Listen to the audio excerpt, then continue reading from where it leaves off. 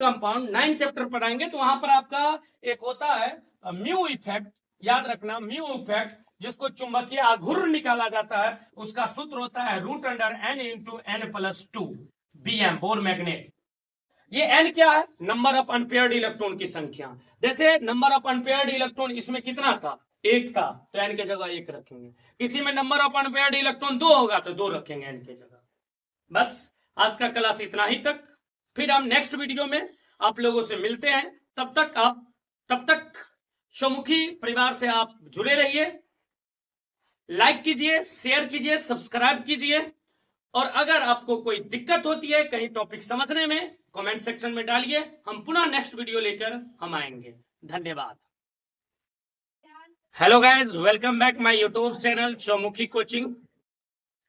चौमुखी कोचिंग में आप सभी बच्चों का पुनः हार्दिक अभिनंदन, स्वागत है आप लोगों का। आज फिर से हम डी एंड एफ ब्लॉक के पार्ट 4 का हम क्वेश्चन देखेंगे, जो 2027 बिहार बोर्ड एग्जाम के लिए काफी इंपोर्टेंट है। जो हमारा D and F block series का जो टॉपिक बाय टॉपिक क्वेश्चन हमारा चल रहा है, उस टॉपिक बाय टॉपिक क्वेश्चन को पुनः हम दोबारा स्टार्ट करते हैं। इससे पहले आप पार्ट 1 वीडियो में डी एफ ब्लॉक के बारे में हम समझाए थे, पार्ट 2 वीडियो में हम आपको इलेक्ट्रॉनिक विन्यास समझाए थे, 3D 4D 5D 6D series के बारे में बताए थे।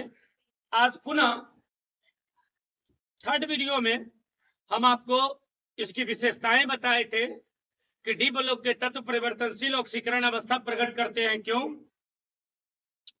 डी ब्लॉक के जितने भी तत्व होते हैं उनके परमाणु आकार छोटा होता है क्यों, और डी ब्लॉक के तत्व धात्विक गुण प्रकट करते हैं, ये धातु होते हैं, ऐसा क्यों। इन तमाम प्रकार के प्रश्नों का जवाब हम आप लोगों को समझा चुके हैं, दे चुके हैं। आज पुनः बच्चों एक बार फिर से हम अपने क्लास को रेगुलर करते हैं और पुनः आज हम सीखने का प्रयास करते हैं डी ब्लॉक के जितने भी तत्व हैं वो उत्प्रेरकीय गुण प्रकट करते हैं, ऐसा क्यों। ऐसा क्यों होता है कि हम आपको उत्प्रेरकीय गुण, क्वेश्चन क्या आएगा वो समझिएगा। क्वेश्चन आएगा बच्चों ये कि जितने भी डी ब्लॉक के तत्व है या संक्रमण तत्व है एक अच्छे उत्प्रेरक की भांति कार्य करते हैं, ऐसा क्यों। भाई पहले ये समझ लो कि उत्प्रेरक होता क्या है। पहले आप ये समझिए कि उत्प्रेरक क्या है। What do you mean by catalyst. Catalyst क्या है, उत्प्रेरक क्या है।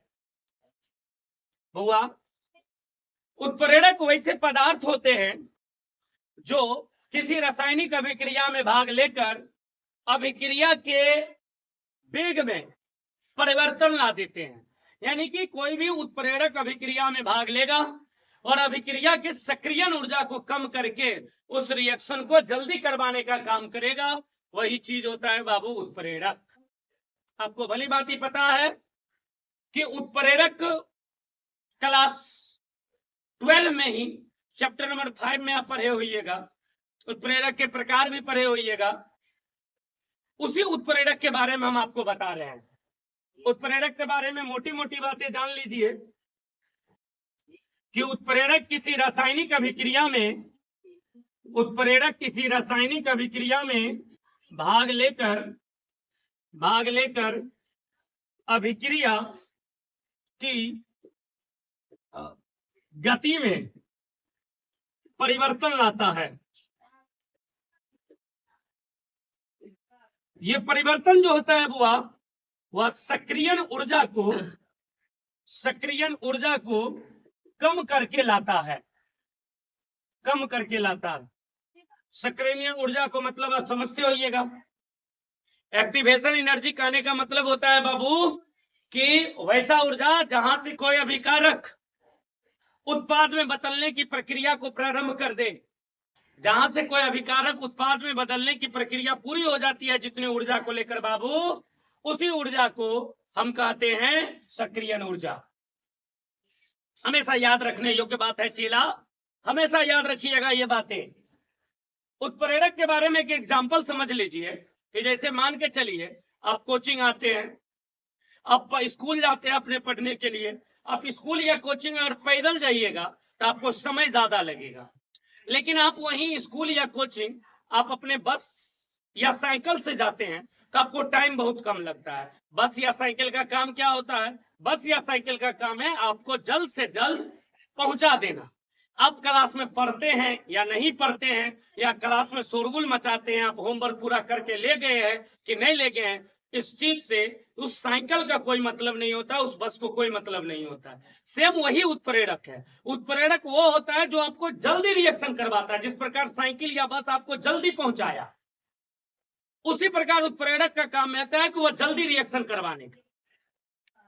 याद हमेशा रखना। ऑब्जेक्टिव में यह पूछेगा आपको कि उत्प्रेरक बताइए क्या होता है, तो बोलिएगा उत्प्रेरक वैसा पदार्थ होता है जो किसी रासायनिक अभिक्रिया में भाग लेकर अभिक्रिया के गति में, अभिक्रिया के वेग में परिवर्तन लाने की कोशिश करता है। अभिकारक हमेशा उत्प्रेरक हमेशा सक्रिय ऊर्जा को कम करता है। अब आइए, अब इसके बारे में हम समझने का प्रयास करते हैं। याद रखना बुआ कि संक्रमण तत्व एवं उनके यौगिक, संक्रमण तत्व एवं उनके यौगिक विभिन्न अभिक्रियाओं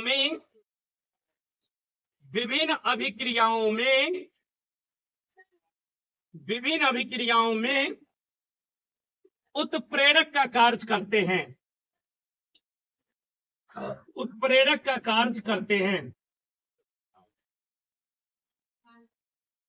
जैसे याद रखना बाबू हमेशा कि डी ब्लॉक के जितने भी एलिमेंट्स हैं, डी ब्लॉक के जितने भी एलिमेंट्स हैं, चाहे आप प्लेटिनियम लीजिए, चाहे आप निकेल लीजिए, चाहे आप आयरन लीजिए, चाहे आप मोलेडियम लीजिए, डी ब्लॉक के जितने भी एलिमेंट्स होते हैं, उन सभी एलिमेंट्स का यूज रासायनिक अभिक्रियाओं में उत्प्रेरक के रूप में प्रयोग किया जाता है। जैसे कि बात करें तो याद रखना, पीटी जो होता है प्लेटिनियम, इसका जो उपयोग होता है वो होता है आपका ओस्टवाल्ड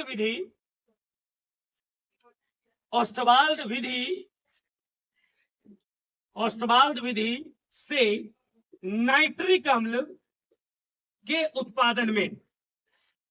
बाबू जो आयरन होता है, लोहा, रे बाबू ध्यान दो, जो लोहा होता है, जो आयरन है, उसका प्रयोग हेबर प्रक्रम से अमोनिया NH3 अमोनिया उत्पादन में किया जाता है। वो याद रखना। निकेल उत्प्रेरक का प्रयोग हाइड्रोजनीकरण अभिक्रिया, जिसमें वनस्पति तेल बनाई जाती है, हाइड्रोजनीकरण अभिक्रिया में प्रयोग किया जाता है, अभिक्रिया में प्रयोग किया जाता है। इसी प्रकार याद रखना, जो V2O5 है, वेनेडियम पेंटाऑक्साइड, जो वेनेडियम पेंटाऑक्साइड है बुआ, इसको संपर्क विधि से H2SO4 मतलब सल्फ्यूरिक अम्ल के उत्पादन में किया जाता है। अब सवाल उत्पन्न होता है, जब हम आपको इतना बात बता दिए कि जितने भी संक्रमण तत्व है उनके यौगिक हैं, वह विभिन्न अभिक्रियाओं में उत्प्रेरक का कार्य करते हैं। जैसे में पीटी ओस्टवाल्ड विधि से नाइट्रिक अम्ल, जैसे में आयरन हेबर प्रक्रम से अमोनिया का सूत्र है NH3, नाइट्रिक अम्ल का सूत्र है NO3, निकेल से जो वनस्पति तेल बनाया जाता है हाइड्रोजनीकरण अभिक्रिया द्वारा, याद है ना, हाइड्रोजनीकरण अभिक्रिया किसे कहते हैं? CH2 डबल ट्रिबॉन्ड CH2 प्लस में H2 Ni, याद होगा आप लोगों को, Ni उत्प्रेरक है। अब ये जब रिएक्शन करेगा तो ये बंधन टूट जाएगा, और टूटने के बाद ये आपस में बन जाएगा। आपको पता होनी चाहिए ये सब बातें।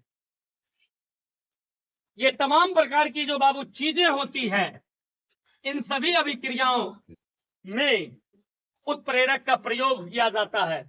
और उत्प्रेरक जो होता है बाबू, वो हमेशा डी ब्लॉक एलिमेंट्स के ही तत्व आते हैं। यहां तक हम आपको समझा दिए कि भाई डी ब्लॉक तत्व का प्रयोग किसी भी अभिक्रियाओं में उत्प्रेरक के रूप में किया जाता है। एग्जाम्पल हम आपको दे दिए। अब क्या उत्पन्न होता है, जब तक हम समझाते हैं तब तक आप उतारने का कोशिश कीजिए। अब क्या होता है, अब हमारा होगा कि भाई जो डी ब्लॉक के तत्व हैं उनका प्रयोग उत्प्रेरक के रूप में किया जाता है। ऐसा क्यों? क्या कारण है जिसके कारण डी ब्लॉक के तत्वों का प्रयोग उत्प्रेरक के रूप में किया जाता है? आइए देखते हैं। चलिए अब हम शुरू करते हैं, जानने की कोशिश करते हैं कि जितने भी डी ब्लॉक के तत्व हैं वह सभी उत्प्रेरक की भांति व्यवहार करते हैं, ऐसा क्यों? हमेशा याद रखना कि डी ब्लॉक के तत्व उत्प्रेरक की भांति प्रयोग करते हैं। इसके पीछे का लॉजिक है, हम आपको कल भी बता के गए थे कि जितने भी डी ब्लॉक के तत्व हैं वो सभी परिवर्तनशील संयोजकता प्रदर्शित करते हैं। एग्जाम्पल भी कल दिए थे, कभी आयरन 2 तो कभी आयरन 3 प्रदर्शित करता है। परिवर्तनशील और संयोजकता प्रदर्शित करता है, इस कारण से डी ब्लॉक के तत्व अस्थायी मध्यवर्ती यौगिक का निर्माण कर लेता है या बना लेता है, और इस प्रकार जो अभिक्रिया की जो सक्रियण ऊर्जा होती है उस ऊर्जा को ही कम कर देती है। इस कारण से जितने भी डी ब्लॉक के तत्व हैं वह सभी के सभी उत्प्रेरक की भांति प्रयोग करते हैं। अब कहिएगा सर हम नहीं समझे, हम जानते हैं कि आप नहीं समझे होइएगा। हम बोले थे, याद कीजिए कि डी ब्लॉक के तत्व परिवर्तनशील संयोजकता प्रदर्शित करते हैं। क्यों करते हैं? क्योंकि NS ऑर्बिटल व N- 1d ऑर्बिटल के दोनों के बीच का जो ऊर्जा अंतर होता है वह एकदम ही न्यून होता है। अब न्यूनतम ऊर्जा अंतर के कारण कभी इलेक्ट्रॉन इससे संयोजकता में भाग लेता है तो कभी इलेक्ट्रॉन इस कक्षक से संयोजकता में भाग लेता है। चलिए यहां समझ गए। सक्रियण ऊर्जा कहने का मतलब क्या है? मतलब सक्रियण ऊर्जा कहने का मतलब होता है कि वैसी ऊर्जा जो अभिक्रिया को करवाती है, मतलब वो ऊर्जा देंगे तभी अभिक्रिया होना स्टार्ट होगा। जैसे एक बात बताइए, पानी कितना डिग्री सी पर उबलता है? भाई जवाब दीजिए, पानी कितना डिग्री सी पर उबलता है? कहिएगा सर 100 डिग्री सी पर उबलता है। तो इस लाइन का मतलब क्या हुआ कि जब तक 100 डिग्री टेम्परेचर हम पानी को नहीं देंगे तब तक पानी उबलने का काम नहीं करेगा। 100 डिग्री देंगे उसके बाद ही उबलेगा। 100 के बाद 101 दिए, 102 दिए, या 100.2, 100.3, 100.5, इस प्रकार का ऊर्जा देंगे, पानी और ज्यादा उबलते जाएगा, धीरे धीरे वाष्प रूप में आ जाएगा।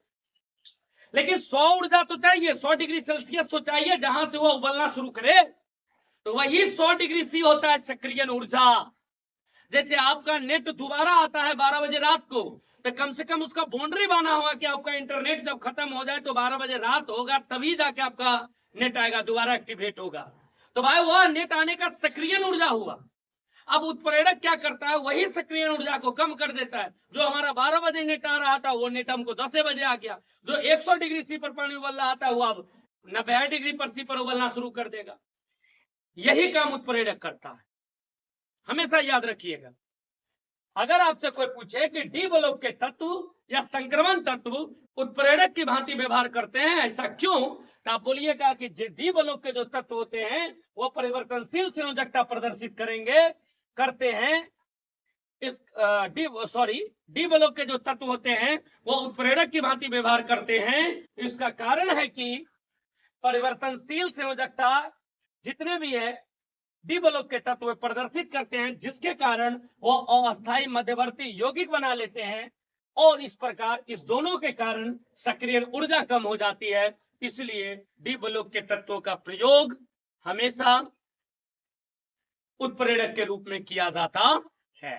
फोकस 2 बार सक्रियण ऊर्जा को कम कर देता है। नंबर 1 बात, यह सक्रियण ऊर्जा को कम कैसे करता है? तो अस्थायी मध्यवर्ती यौगिक निर्माण करके करता है। और अस्थायी मध्यवर्ती यौगिक का निर्माण कैसे होता है? तो इसमें परिवर्तनशील संयोजकता पाया जाता है, इस कारण से। दोनों बात याद रखिए, दोनों बातें याद रखिएगा हमेशा बुआ, एग्जाम के दृष्टिकोण से, कि भाई डी ब्लॉक के तत्व उत्प्रेरक की भांति प्रयोग करते हैं, व्यवहार करते हैं। क्यों? क्योंकि भाई डी ब्लॉक के तत्व परिवर्तनशील संयोजकता प्रदर्शित करते हैं।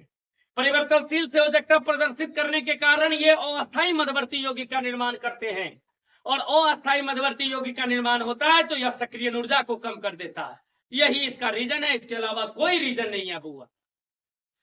इस तरीके से हमारा जो ये क्वेश्चन था कि डी ब्लॉक के तत्व या संक्रमण तत्व उत्प्रेरक की भांति प्रयोग किया जाता है क्यों, ये हम आपको बता दिए कि संक्रमण तत्व क्यों करता है, और जैसे पीटी बताए, एफई बताए, एनआई बताए। इसके साथ अब हमारा नेक्स्ट क्वेश्चन, नेक्स्ट टॉपिक में इंपोर्टेंट में हम लोग चलेंगे। चलिए अब हम नेक्स्ट टॉपिक की ओर बढ़ते हैं, नेक्स्ट क्वेश्चन को हम लेते हैं। हमारा नेक्स्ट क्वेश्चन क्या है कि डी, चलिए 2027 बिहार बोर्ड एग्जाम के लिए D and F block elements chapter से ये जो अभी हम आपको टॉपिक बता रहे हैं, ये दोनों ही सब्जेक्टिव तथा ऑब्जेक्टिव दोनों के लिए ही काफी इंपोर्टेंट होती है। ऐसा क्वेश्चन कई बार पूछ चुका है कि आपको स्कैंडियम 3+, वेनेडियम 2+, चाहे Cu2+ कर दे और आपसे पूछे ये कि बताइए कि निम्नलिखित में से यह कौन से चुंबकीय गुण प्रकट करता है। आप जानते हैं किसी भी पदार्थ को जब चुंबकीय क्षेत्र में रखा जाता है तो उस पदार्थ में दो प्रकार के चुंबक का गुण प्रकट होता है, एक होता है अनुचुंबकीय और एक होता है प्रतिचुंबकीय। यह पहला चैप्टर के सबसे लास्ट, सॉलिड स्टेट के सबसे लास्ट पॉइंट में ये चीज पढ़े होइएगा चुंबकीय पदार्थ के बारे में। आपको भली बात यह भी पता है कि जब भी चुंबकीय पदार्थ आता है तो दो वर्ड बड़ा फेमस है, इसको आप अपने भाषा में, जो अभी का जो भाषा है आप लोगों का, उस भाषा में बोल सकते हैं कि वो ट्रेंडिंग भाषा है, ट्रेंडिंग में है। पहला ट्रेंडिंग में क्या है,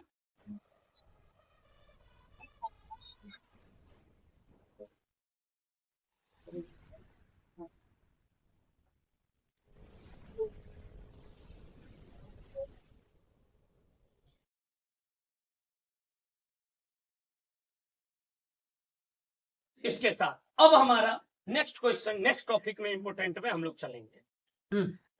चलिए अब हम नेक्स्ट टॉपिक की ओर बढ़ते हैं, नेक्स्ट क्वेश्चन को हम लेते हैं। हमारा नेक्स्ट क्वेश्चन क्या है कि डी, चलिए 2027 बिहार बोर्ड एग्जाम के लिए D and F block elements chapter से ये जो अभी हम आपको टॉपिक बता रहे हैं, ये दोनों ही सब्जेक्टिव तथा ऑब्जेक्टिव दोनों के लिए ही काफी इंपोर्टेंट होती है।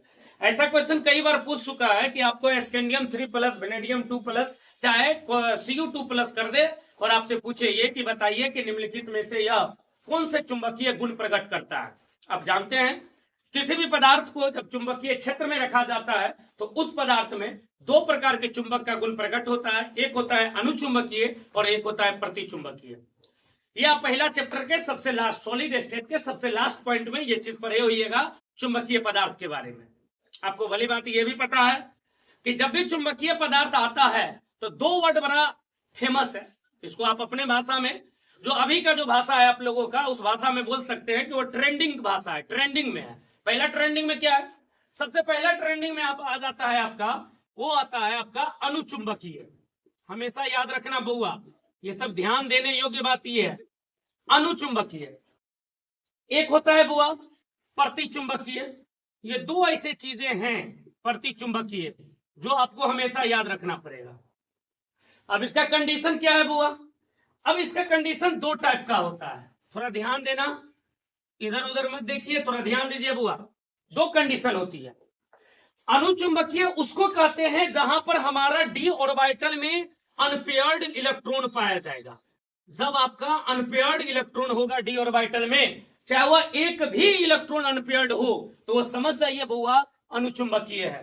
प्रतिचुंबकीय का मतलब होता है पेयर्ड इलेक्ट्रॉन। अगर आपके पास पेयर्ड इलेक्ट्रॉन है तो हमेशा प्रतिचुंबकीय होगा। अगर आपके पास डी ऑर्बिटल में एक भी इलेक्ट्रॉन नहीं है, मान के चलिए हमारे पास 3d0 है, वहां पर आपका इलेक्ट्रॉन ही नहीं है, फिर भी वो कंडीशन प्रतिचुंबकीय में ही जाएगा। रिपीट मैं कर रहा हूं, थोड़ा ध्यान दीजिएगा। अगर डी ऑर्बिटल में एक भी इलेक्ट्रॉन अनपेयर्ड है, समझ लीजिए वो आपका कहलाएगा अनुचुंबकीय। अगर डी ऑर्बिटल में सारा का सारा कक्षक, हर एक ऑर्बिट पूरा का पूरा अगर पेयर्ड है तो समझ जाइए वो आपका कहलाता है प्रतिचुंबकीय। दो टर्म है, दोनों टर्म को लिख लीजिए, एग्जाम में जाने से पहले एक बार रट लीजिएगा। आइए एक एग्जाम्पल के थ्रू हम समझने का प्रयास करते हैं। चलिए सबसे पहले हम लेते हैं टाइटेनियम 3+। टाइटेनियम 3+, आप जानते हैं भैया ये 3D सीरीज का एलिमेंट्स है, भली बात आप जानते हैं। जब 3D सीरीज का एलिमेंट है तो इसमें जो लास्ट इलेक्ट्रॉन है वो आपका जाएगा 3D ऑर्बिटल में। ये भी बात क्लियर है, ठीक है। आप जानते हैं कि जो मूल टाइटेनियम है उसकी परमाणु संख्या 22 है, 22 होती है। अब जब इसका इलेक्ट्रॉनिक विन्यास करेंगे, याद होगा आपको एक दिन हम सिखाए थे जिसमें हम बोले थे कि 1s2 होता है, उसके बाद आपका 2s2 होता है, 2p6 होता है, 3s2 होता है, 3p6 होता है, आपका 4s2 होता है और लास्ट में 3d2 हो जाता है। ध्यान देना, थोड़ा गौर से ध्यान दीजिए, आराम से ध्यान दीजिए। इलेक्ट्रॉन को गिनिए, 2 4 6 10 2 12 6 18 2 20 2 22। अब हमारा क्या बोल रहा है, Ti3 plus. Sir Ti3 plus कैसे बना होगा, आपको यह भी पता है कि जब भी किसी भी उदासीन परमाणु से इलेक्ट्रॉन निकलता है कम ऊर्जा वाले कक्षक से, जो लास्ट में होते हैं, जो बैलेंस सेल का इलेक्ट्रॉन होते हैं, जब वो निकलता है ऊर्जा लेकर तो कम वाले से निकलते हैं और यहां पर कम 4s है, ये भी हम चर्चा कर चुके हैं। तो इसमें हो जाएगा 1s2 2s2 2p6 3s2 3p6, ठीक है। अब जानते हैं कि बैलेंस सेल यहां पर है भाई, संयोजी सेल, बिहारी भाषा में पूरा का पूरा संयोजी सेल, ये लास्ट में है। इस दोनों में ऊर्जा किसका कम है भाई, डी में 10 इलेक्ट्रॉन, एस में 2 इलेक्ट्रॉन, तो ऊर्जा तो भाई एस का कम है ना, तो पहले निकलेगा इलेक्ट्रॉन कहां से, एस से। कितना इलेक्ट्रॉन निकालना है, 3 गो, एस में कितना है 2 गो, 2 निकाल दिए, यहां हो गया 4s0। अब हमारे पास एक इलेक्ट्रॉन और निकालना है, वो अब इससे निकलेगा एक इलेक्ट्रॉन और हो जाएगा 3d1। अब क्या, अब आप जानते हैं डी के लिए कितने कक्षक बनते हैं, आपको कभी हम चर्चा किए होंगे, ध्यान दीजिए, कभी हम चर्चा आपको किए होंगे कि एस के लिए हमेशा 1 बनता है, पी के लिए हमेशा 3 बनता है, डी के लिए जो डी होता है उसके लिए 5 बनता है, 1 2 3 4 5, और एफ के लिए हमेशा 7 बनता है, 1 2 3 4 5 6। तो जब हम डी के लिए बनाएंगे कितना, 5, डी के लिए हमको 5 बनाना है, 1 2 3 4 5। 3d में 3d1 है, कितना इलेक्ट्रॉन है, 1, मत 1 है, पेयर्ड है नहीं, अनपेयर्ड इलेक्ट्रॉन है। पेयर्ड का मतलब होता है जोड़ा, अनपेयर्ड का मतलब होता है सिंगल, यहां पर ये सिंगल इलेक्ट्रॉन है। अभी हम तुरंत कंडीशन बताए थे, जैसे ही सिंगल इलेक्ट्रॉन आएगा, अनपेयर्ड आएगा, तो हम कह देंगे अनुचुंबकीय। इस लाइन का मतलब है Ti3 प्लस अनुचुंबकीय, अनुचुंबकीय। इतना के बाद आप ये बोल सकते हैं कि जितने भी संक्रमण तत्व होते हैं वह सभी के सभी संक्रमण तत्व अनुचुंबकीय प्रवृत्ति के होते हैं, वो अनुचुंबकीय होते हैं। अब अनुचुंबकीय क्यों होते हैं, इसके पीछे का साधारण सा बुआ लॉजिक है, जरा ध्यान देना, थोड़ा सा लॉजिक है। डी ब्लॉक के जितने भी एलिमेंट है सारा का सारा अनुचुंबकीय है। क्यों है, इसलिए है सर क्योंकि डी ऑर्बिटल आंशिक रूप से भरे होते हैं, मतलब इसमें अयुग्मित इलेक्ट्रॉन की संख्या अधिक होती है, अनपेयर्ड इलेक्ट्रॉन की संख्या अधिक होती है। अब जैसे ही अनपेयर्ड इलेक्ट्रॉन आया तो इससे सिंपल से मीनिंग हो गया कि आपका अनुचुंबकीय है। अगर बिहार बोर्ड 2027 में क्वेश्चन आता है कि निम्नलिखित में से अनुचुंबकीय कौन है, अनपेयर्ड इलेक्ट्रॉन खोजिए। निम्नलिखित में से प्रतिचुंबकीय कौन है, पेयर्ड इलेक्ट्रॉन खोजिए। सिंपल सा क्वेश्चन पूछे कि डी ब्लॉक के तत्व चुंबकीय गुण प्रकट करते हैं, क्यों? सिंपल सा जवाब मेरा कि डी ब्लॉक के तत्व चुंबकीय गुण प्रकट करते हैं। इसके पीछे का लॉजिक होता है कि डी ऑर्बिटल आंशिक रूप से भरे होते हैं, अर्थात उसमें अयुग्मित इलेक्ट्रॉन की संख्या अधिक होती है। आपका ये वाले क्वेश्चन पूरा का पूरा कंप्लीट, सिर्फ हम आपको लैंग्वेज में लिख देते हैं ऐसा क्यों होता है, इसको मिटाते हैं फिर लिखते हैं। अगर आपको कोई प्रॉब्लम हो तो आप कमेंट में पूछ सकते हैं हमसे कि सर ये बात हमको समझ में नहीं आएगी। नेक्स्ट वीडियो में हम आपको वैसा एग्जाम्पल लेके पुनः समझाने का प्रयास करेंगे। चलिए तब तक हम मिटाते हैं। चलिए हम देखते हैं कि डी ब्लॉक के तत्व अनुचुंबकीय होते हैं या संक्रमण तत्व अनुचुंबकीय होते हैं, इसके पीछे का कारण क्या है, लॉजिक क्या है, थोड़ा ध्यान देना।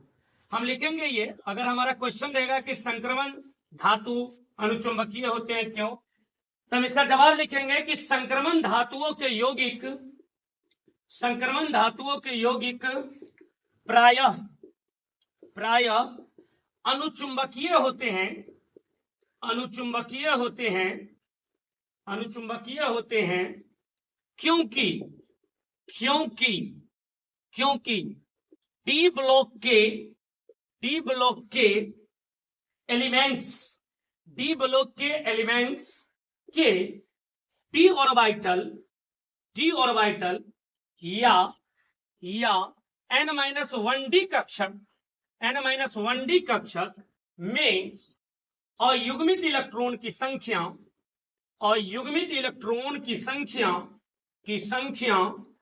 संख्या अधिक होती है।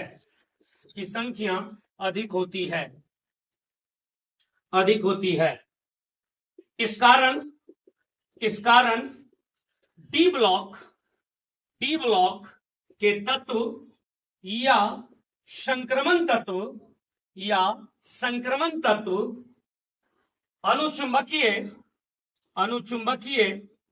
अनुचुंबकीय व्यवहार या गुण प्रकट करते हैं। आपका जवाब यही रहा। हम बार बार बोल रहे हैं आपको, रिपीट बाय रिपीट हम कर रहे हैं कि आप एक बात हमेशा एग्जाम में ध्यान दीजिएगा, हमेशा ध्यान रखिएगा कि जब भी चुंबक वाला कंडीशन आए तो पेयर्ड अनपेयर्ड को ध्यान दीजिए। पेयर्ड बोले तो प्रतिचुंबकीय, अनपेयर्ड बोले तो हमेशा याद रखिएगा अनुचुंबकीय। लेकिन पेयर्ड अनपेयर्ड जब निकालेंगे तो ये हमेशा देखा जाता है किसमें, संयोजी सेल में, लास्ट वाला कक्षक में। डी वाला चूंकि संक्रमण तत्व है तो डी ब्लॉक को चेक करने का ज्यादा कोशिश कीजिएगा। नेक्स्ट क्लास में जब हम आएंगे आप लोगों को होमवर्क छोड़ के जाते हैं, ये हम आपको बता दिए हैं scandium, titanium 2+, vanadium 2+, chromium 2+, manganese 2+, iron 2+, cobalt 2+, nickel 2+ और कॉपर 2+। ये तमाम चीज आप चेक करके बना के कमेंट सेक्शन में डाल दीजिएगा कि कौन सा अनुचुंबकीय है, कौन सा प्रतिचुंबकीय है। जैसे स्कैंडियम 3+ है, जहां तक कि हमको पता है इसमें डी 0 हो जाएगा। तो जब ये डी 0 हुआ, अभी हम बताए थे कि डी 0 होगा तो वो आपका हो जाएगा प्रतिचुंबकीय। बस ऐसे ही आपको कमेंट सेक्शन में लिख देना है, इसके अलावा आपको कुछ नहीं लिखना है। जैसे आपका Ti2+ आया तो Ty2+ के लिख के देख लीजिएगा डी सेक्शन में कितना है। जैसे आप डी में जाइएगा तो टाइटेनियम में 2 इलेक्ट्रॉन होगा तो ये अनुचुंबकीय हो जाएगा। वैसे आप चेक कर लीजिएगा और कमेंट सेक्शन में आप डाल दीजिएगा, जो आपको पूछना होगा पूछ लीजिएगा। वैसे नेक्स्ट चैप्टर जब हम पढ़ाएंगे आपको कोऑर्डिनेशन कंपाउंड 9 चैप्टर पढ़ाएंगे तो वहां पर आपका एक होता है